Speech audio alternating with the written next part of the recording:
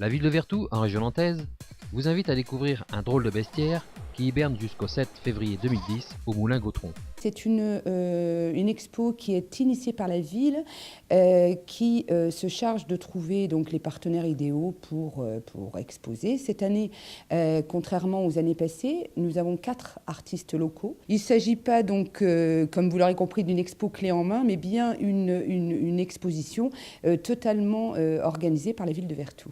Il y a Jean Lebeau qui est un artiste, un sculpteur, ferrailleur, enfin un récupérateur, disons.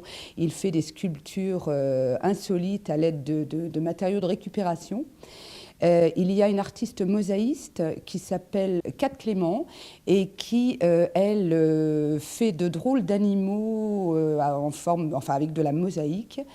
Il y a aussi un artiste peintre qui s'appelle Willy Crow, qui puise donc son inspiration dans la nature, et il s'est spécialisé dans les vaches.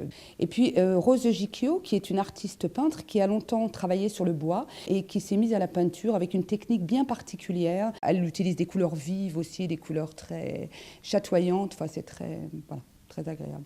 Je m'inspire essentiellement des choses, des formes, pas des choses, mais des formes que je vois dans la nature, des animaux, des arbres, même des tout petits végétaux qui peuvent sembler très insignifiants à un bon nombre de personnes, m'intéressent, des graines, de toutes les formes qu'on peut trouver. D'ailleurs, toutes les formes sont dans la nature.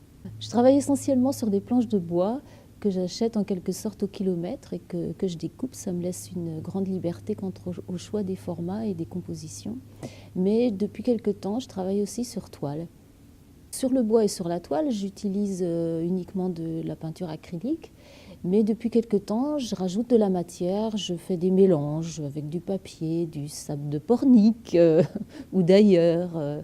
Et je mélange tout ça et ça donne un volume qui ressort sur le bois et qui permet de faire ressortir encore plus les animaux, les feuilles, les cœurs. En fait, j'ai travaillé beaucoup l'hiver dernier sur des toiles, sur des formats 30-30.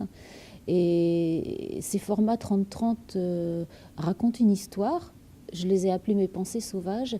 Et le pentaptyque que vous voyez derrière, en fait, est une sorte de synthèse de toute cette histoire. C'est une rencontre dans la nature, en pleine montagne, sous la lune. Une rencontre avec la nature.